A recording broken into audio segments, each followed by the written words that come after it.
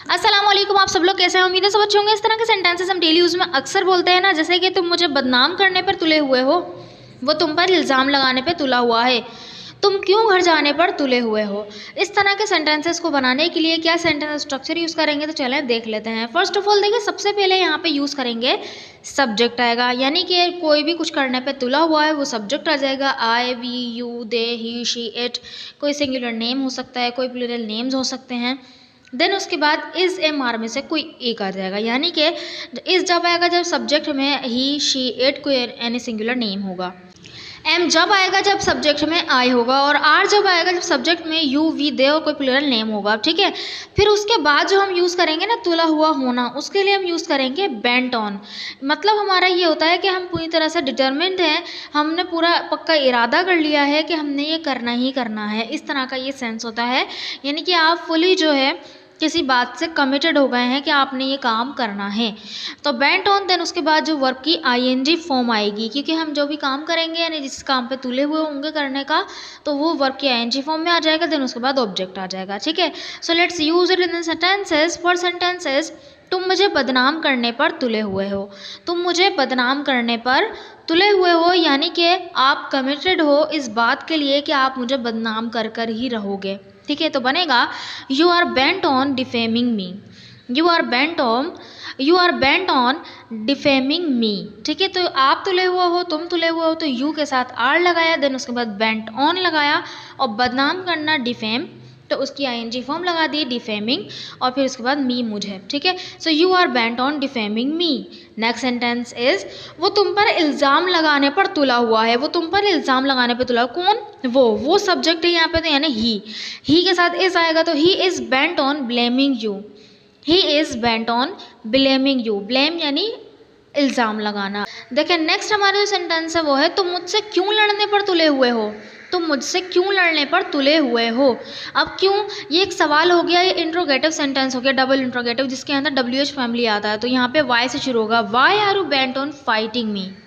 Y are you bent on fighting मी।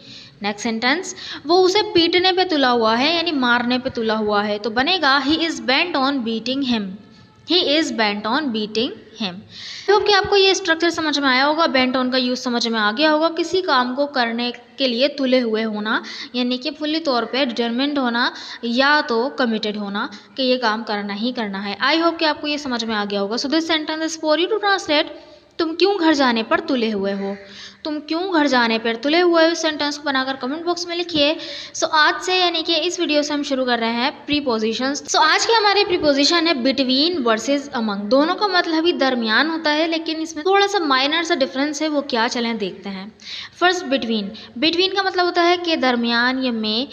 ये जो है दो बंदों के दरमियान हम कुछ दिखा रहे होते हैं। ठीक है। तो जैसे कि आपके दरमियान क्या चल रहा है, तो हमें यहाँ पे पता है आप यानी दो बंदे हैं, आपके दरमियान क्या चल रहा है, तो what is going on between you. What is going on between you. Next sentence, मैं उनके दरमियान नहीं बोला, यानी वो दो बंदे थे और वो कोई बात कर रहे थे या जो भी था, मैंने उनके दरमियान नहीं बोला। तो बनेगा I didn't speak between them, यानी मैं उनके दरमियान नहीं बोला। तो यहाँ पे हमने दो बंदों को कंसिडर करके किया, यानी उनके दरमियान वो दो बंदे होंगे।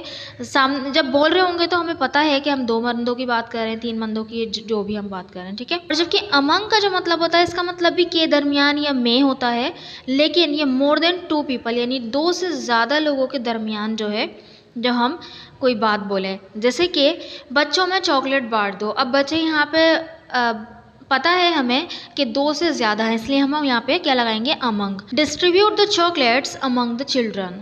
Distribute the chocolates among the children. ठीक है। नेक्स्ट सेंटेंस, मरियम तलबा में मकबूल है। मरियम तलबा में मकबूल है, यानी तलबा बहुत ज़्यादा हैं और उनमें वो मकबूल है, पॉपुलर है। तो बनेगा Mariam is popular among the students.